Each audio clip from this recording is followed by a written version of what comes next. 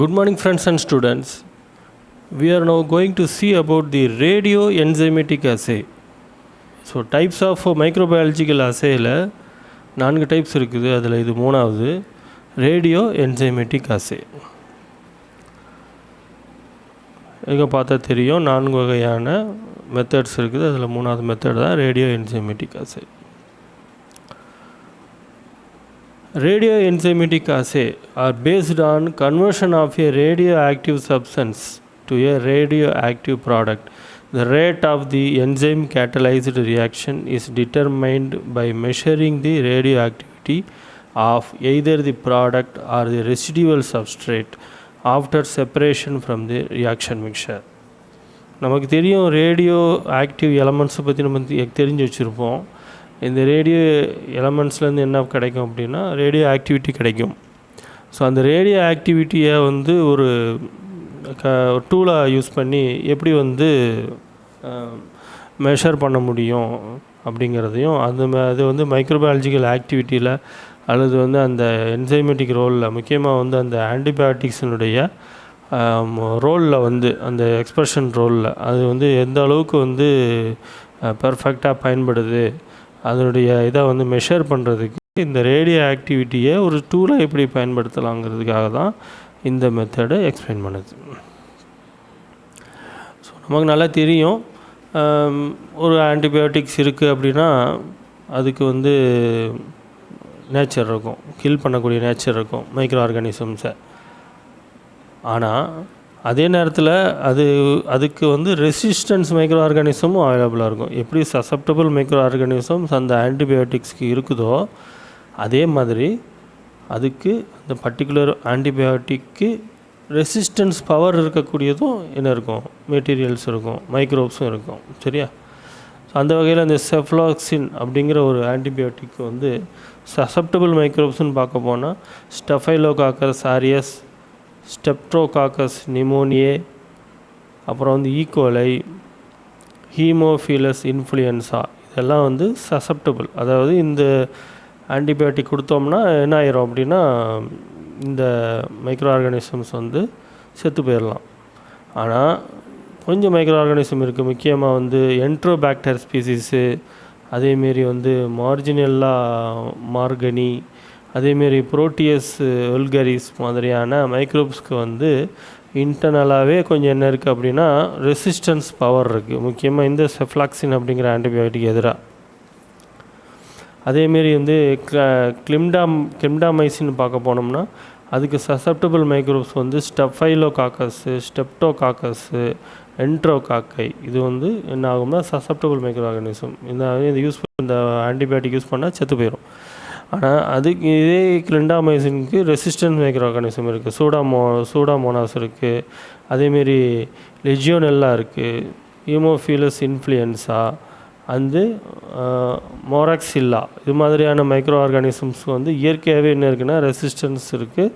எதுக்கு அகைன்ஸ்டானா பர்டிகுலர் இந்த கிளிம்டாமைசின்கிற ஆன்டிபயோட்டிக் எதிராக. ஸோ இது இப்போ எதுக்கு சார் இதை பார்க்குறோம், இதில் தான் விஷயமே இருக்குது.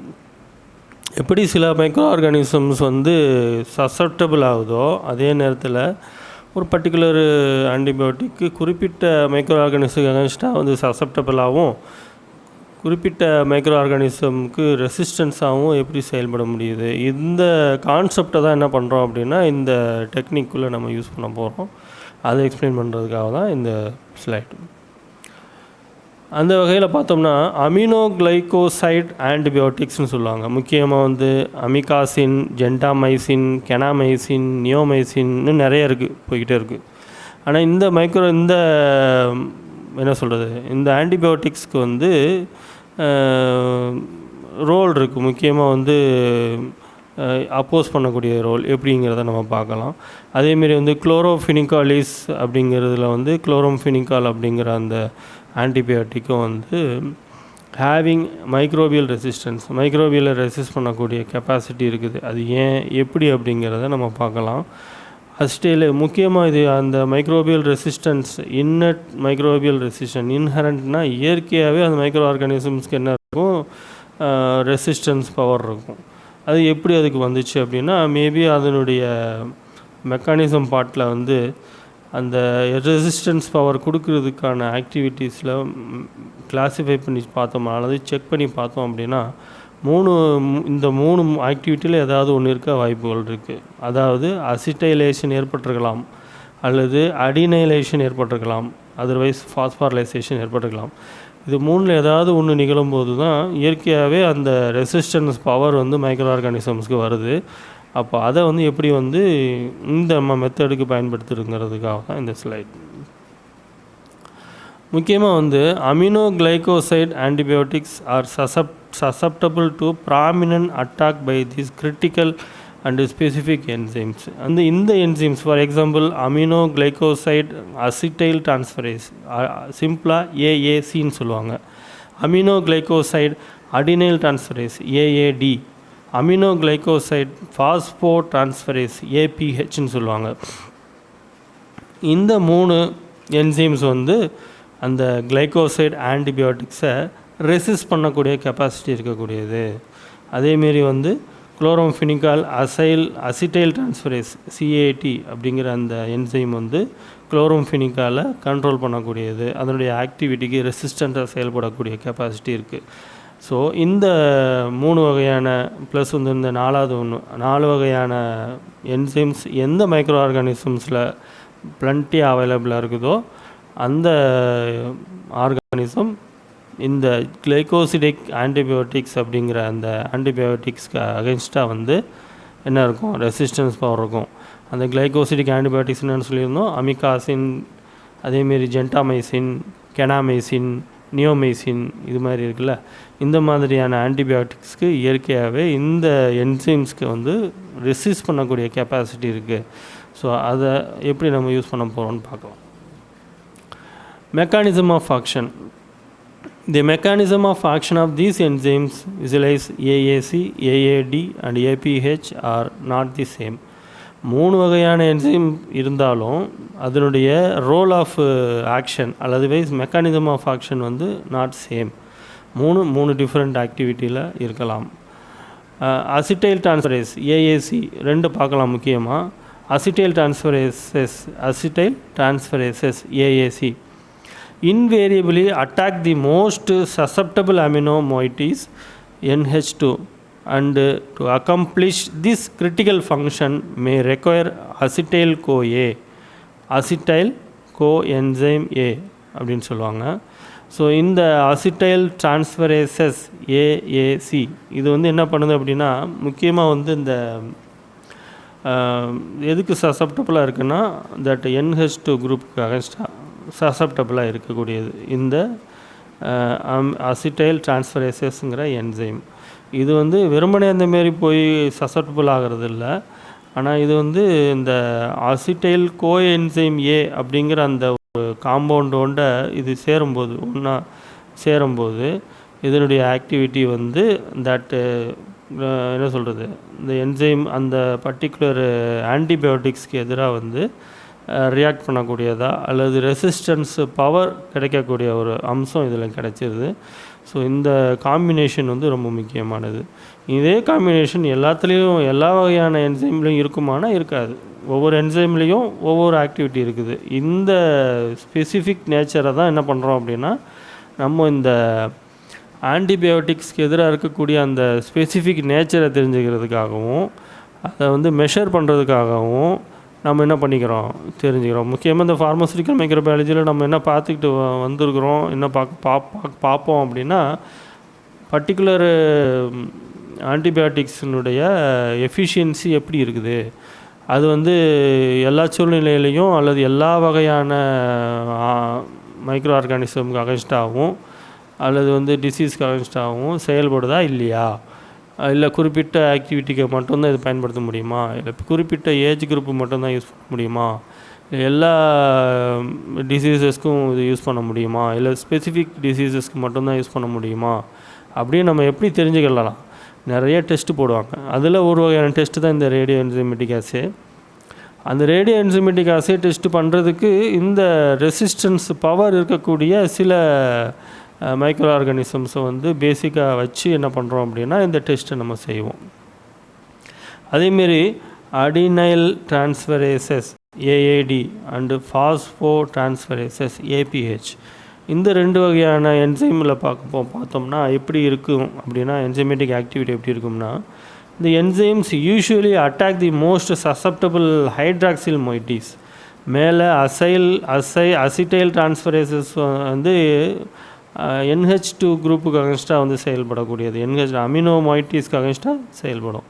ஆனால் இங்கே இந்த adenyl transferases and phospho transferases இந்த 2 என்சைமும் ஹைட்ராக்சில் மொய்டிஸ்க்கு அகென்ஸ்டாக செயல்படக்கூடியது. எந்த சிஸ்டத்துக்குள்ளே இந்த ஹைட்ராக்சில் மொய்டிஸ் வந்து எங்கெல்லாம் இருக்குதோ அங்கே இது என்ன பண்ணும், இந்த 2 வகையான என்சைம்ஸுடைய ரோல் ரொம்ப முக்கியமானதாக இருக்கும். ஸோ இதை ரெப்ரசன்ட் பண்ணக்கூடிய அந்த ஆன்டிபயோட்டிக்ஸ் வந்து இந்த இடத்துல என்ன ஆகும், ஃபெயில் ஆகும். ஓகேவா? And specifically requires adenosine triphosphate is that another nucleotide transport. இப்போ மேலே வந்து எப்படி வந்து அசிட்டைல் கோ என்சைம் ஏ அப்படிங்கிற என்சைம் வந்து அந்த அசிட்டைல் டிரான்ஸ்ஃபரேஸோட கம்பைன் ஆகும்போது ஒரு ஃப்ரெஷ்ஷான ஒரு ரியாக்ஷன் நடந்துச்சோ, அதே மாதிரி அடினைல் டிரான்ஸ்ஃபரேசஸோடையும் பாஸ்போ டிரான்ஸ்ஃபரேசஸோடையும் இந்த ஏடிபி கண்டென்ட் அட்டாச் ஆகும்போது அல்லது அடினோசின் ட்ரைபாஸ்பேட் பைண்ட் ஆகும்போது இதனுடைய ரோல் ரொம்ப முக்கியத்துவம் வாய்ந்ததாக ஆகுது. ரெசிஸ்டன்ஸ் பவர் கிடைக்கிது, மைக்ரோ ஆர்கானிசம்ஸை கண்ட்ரோல் பண்ணுது. அதர்வைஸ் இந்த மொய்ட்டி இருக்கக்கூடிய இந்த காம்ப்ளெக்ஸ் அவைலபிளாக இருக்கக்கூடிய மைக்ரோ ஆர்கானிசத்தை மேற்கொண்ட அந்த ஆன்டிபயோட்டிக்ஸ் வந்து என்ன பண்ண முடியாது, கண்ட்ரோல் பண்ண முடியாது. சரிதானா? ஸோ இதனுடைய அப்ளிகேஷன் என்ன? As to date, quite few AAC and AAD enzymes have been judicially employed for the radio enzymatic assay. இந்த கான்செப்டை தான் நம்ம என்ன பண்ணுறோம் அப்படின்னா இந்த ரேடியோ என்சைமேட்டிக் அசேக்கு யூஸ் பண்ணுறோம். சரிதானா?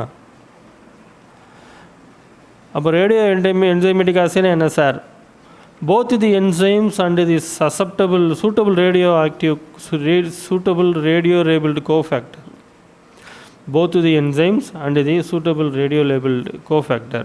இங்கே கோஃபேக்டர்னு சொல்கிறது இங்கே வந்து என்னென்னா ரேடியோஆக்டிவ் எலமெண்ட் வந்து 1 to 14 கார்பன் ரேடியோஆக்டிவ் எலமெண்ட்.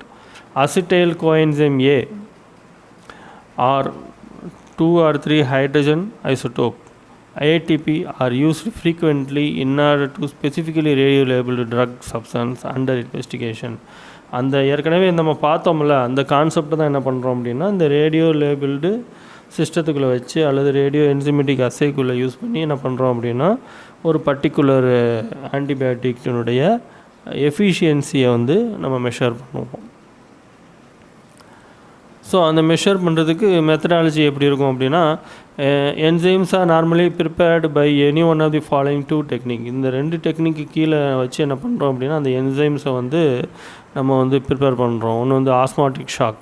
இந்த ஆஸ்மாட்டிக் ஷாக்ஸ் வந்து என்னென்னா அதனுடைய அந்த நேச்சர் ஆஃப் தட் சொல்யூஷனை வந்து என்னது ஸ்வீட்டான சொல்யூஷனுக்கும் அதாவது சால்ட்டு கலந்த சொல்யூஷனுக்கும் இருக்க வித்தியாசம் தான். சால்ட்டுலேயே வந்து கம்மியான சால்ட்டுக்கும் அதிகமான சால்ட்டுக்கும் சொல்யூஷனுக்கு இருக்கக்கூடிய வித்தியாசம் தான். அதுதான் osmotic shock. By breaking the cells of an appropriate microbial culture by exposing them to change the strength of solution, thereby affording a definite perceptible alteration in the osmotic pressure. So இந்த செல்ஸை வந்து break பண்ணுறதுக்கு மூலயமா எப்படி break பண்ணுறோம், osmotic ப்ரெஷர்ஸை change பண்ணுறதன் மூலியமாக செல்ஸை open பண்ணி என்சைம்ஸை separate பண்ணி எந்த என்சைம்ஸ் சொன்னோம் நம்ம ஏற்கனவே பார்த்தோம்ல 4 வகையான என்சைம்ஸ் பார்த்தோம்ல அந்த மாதிரியான என்சைம்ஸ் தான் என்ன பண்ணுறோம் இந்த ஆஸ்மாட்டிக் ப்ரெஷரை கொடுத்து மைக்ரோ ஆர்கானிசம் அந்த செல்ஸில் அந்த பர்டிகுலர் மைக்ரோ ஆர்கானிசத்துலேருந்து இந்த என்சைம்ஸை செப்பரேட் பண்ணி எடுக்க வேண்டியது. அதேமாரி வந்து ஆஸ்மாட்டிக் ஷாக் மாதிரி அல்ட்ராசோனிக் சவுண்ட்ஸ் வச்சு என்ன பண்ணலாம் அப்படின்னா செல்ஸை பிரேக் பண்ணி இந்த என்சைம்ஸை வந்து ஐசோலேட் பண்ணி எடுக்க வேண்டியது. To radio-labeled drug substance is subsequently separated from the ensuing reaction mixture soon after the said reaction has attained completion duly. So இந்த ரேடியோ லேபிள்டு ட்ரக், இந்த ரேடியோ லேபிள்டு எலமெண்ட் பார்த்தோம்ல, carbon and hydrogen, ion, isotope பார்த்தோம்ல, இந்த மாதிரியான radio active elements என்ன பண்ணோம்னா, அதாவது permissible radio active elements, ரேடியோனா நம்ம பயப்பட தேவையில்லை, பெர்மிட்டபிள் ரேடியோ ஆக்டிவ் எலமெண்ட்ஸ் இது வந்து. அது என்ன பண்ணோம் அப்படின்னா அந்த ட்ரக் சப்ஸ்டன்ஸோட பைண்ட் பண்ணிடுவாங்க. பைண்ட் பண்ணிவிட்டு அதை எப்படி யூஸ் பண்ணுறோம் பார்ப்போம். Separation of antibiotics is accomplish duly stated under glycoside antibiotics by binding them suitably to phosphocellulose paper. phosphocellulose paper வச்சு அமினோகிளைகோசிடிக் ஆன்டிபயோட்டிக்ஸை வந்து எடுத்துடலாம். அதேமாரி குளோரம்ஃபினிக்கால வந்து by making use of organic solvents நிறைய ஆர்கானிக் சால்வன்ஸ் இருக்குது. அதை யூஸ் பண்ணி என்ன பண்ணலாம் அப்படின்னா குளோரம்ஃபினிக்கால்ஸை வந்து நம்ம யூஸ் பண்ணலாம், செப்பரேட் பண்ணி எடுக்கலாம். The exact quantum of the extracted radioactivity is observed to be directly proportional to the exact quantum of drug substance present in the given sample. So இதனுடைய ரோலை வந்து என்ன பண்ணுவோம் அப்படின்னா ரெண்டையும் கம்பைன் பண்ண போகிறோம். ட்ரக் சப்ஸ்டன்ஸோடு என்ன பண்ணியிருக்கோம், ரேடியோ ஆக்டிவ் எலமெண்ட்ஸை கம்பைன் பண்ணியிருக்கிறோம்.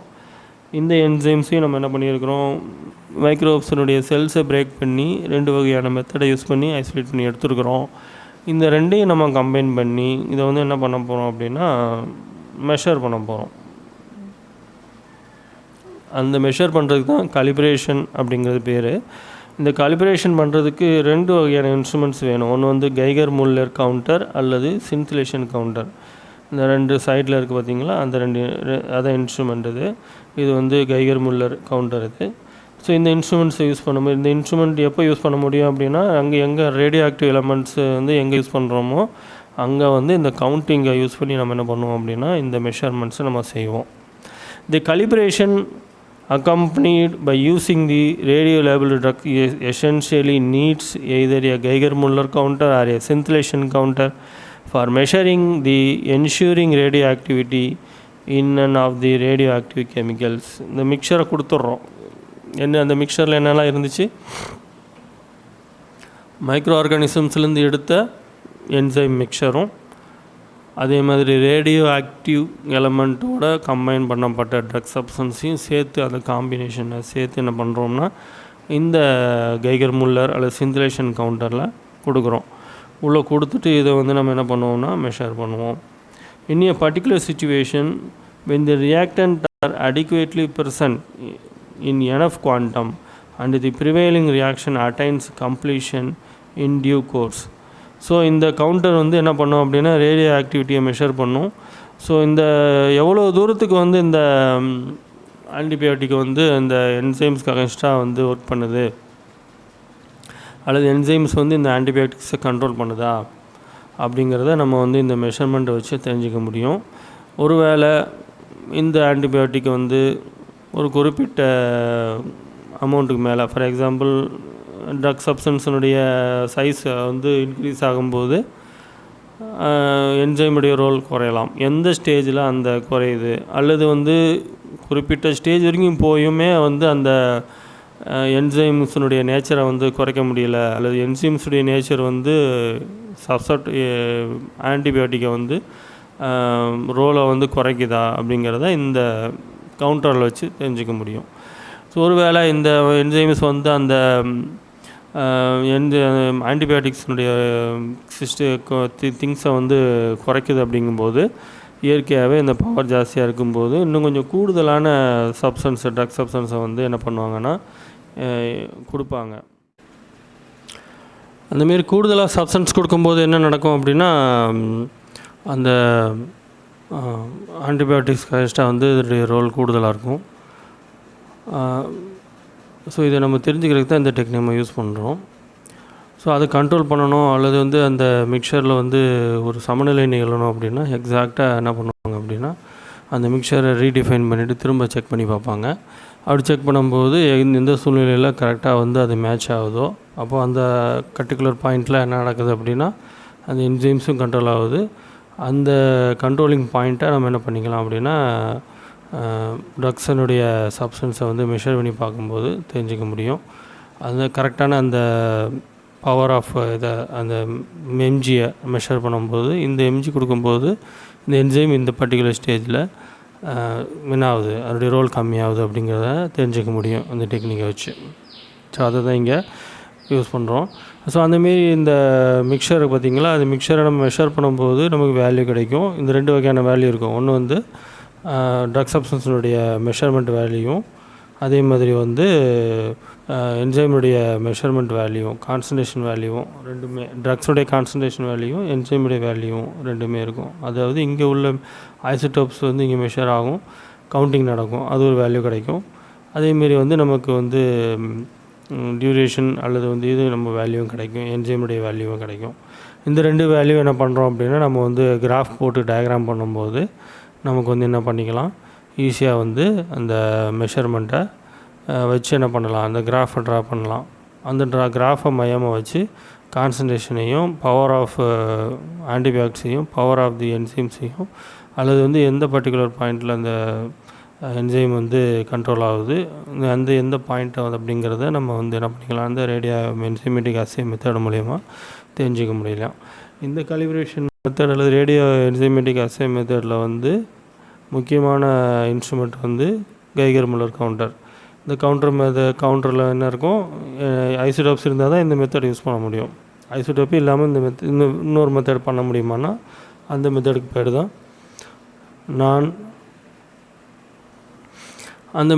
தான் நான் ஐசோடோபிக் மாடிஃபிகேஷன் சொல்லுவாங்க. ஸோ இந்த மெத்தடில் வந்து 2-நைட்ரோபென்சோயிக் ஆசிட் அப்படிங்கிற ஒரு என்சைமை வந்து சிஸ்டத்துக்குள்ளே இன்க்ளூட் பண்ணுவாங்க. ஆனால் இங்கே வந்து கைகர் முல்லர் கவுண்டர் யூஸ் பண்ண மாட்டாங்க. அதில் இங்கே வந்து யூவி விசிபிள் ஸ்பெக்ட்ரோஃபோட்டோமீட்டரை யூஸ் பண்ணுவாங்க.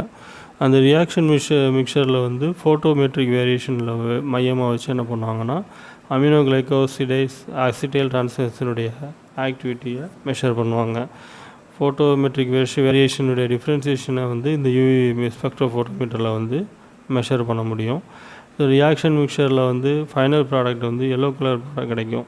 அமினோ கிளைகோசைட் ப்ளஸ் அசிட்டைல் கோஏ அப்படிங்கிற அந்த காம்பினேஷனில் ரியாக்ஷன் கொடுக்கும்போது acetyl amino glycoside plus COASH அப்படிங்கிற காம்பவுண்ட் கிடைக்கும். இது ஃபைனலாக இந்த வந்து எல்லோ கலர் ப்ராடக்ட் கிடைக்குது. இந்த எல்லோ கலர் ப்ராடக்டை வந்து நம்ம வந்து யூவி ஸ்பெக்ட்ரோஃபோட்டோமீட்டரில் வந்து மெஷர் பண்ணும்போது நமக்கு வந்து கிடைக்கும், வேல்யூ கிடைக்கும். டிஃப்ரென்சியேஷனை மையமாக வச்சு என்ன பண்ணலான்னா, நம்ம வந்து பர்டிகுலர் ஆன்டிபயோட்டிக்கினுடைய எஃபிஷியன்சியை நம்ம இந்த மெத்தட் மூலயமா தெரிஞ்சிக்க முடியும். ஸோ இந்த 2 மெத்தடையும் வச்சு என்ன பண்ணிக்கலாம் அப்படின்னா, நம்ம சூஸ் பண்ணியிருக்கிற ஆன்டிபயோட்டிக்ஸ் வந்து எஃபிஷியன்சி இருக்கிறதானா இல்லையாங்கிறத நம்ம வந்து இந்த 2 மெத்தடையும் வச்சு நம்ம என்ன பண்ணிக்கலாம், தெரிஞ்சிக்க முடியும். ஓகே ஃப்ரெண்ட்ஸ், உங்களுக்கு ஏதாவது இந்த டாபிக் சம்மந்தமாக டவுட்ஸ் இருக்கும் பட்சத்தில் நீங்கள் கீழே கமெண்ட் செக்ஷனில் கமெண்ட் போடுங்க. உங்களுக்கு தேவையான எக்ஸ்ப்ளனேஷன்ஸ் நான் உங்களுக்கு தர்றேன். Friends, if you like my presentation, kindly like, share, subscribe. Thank you one and all.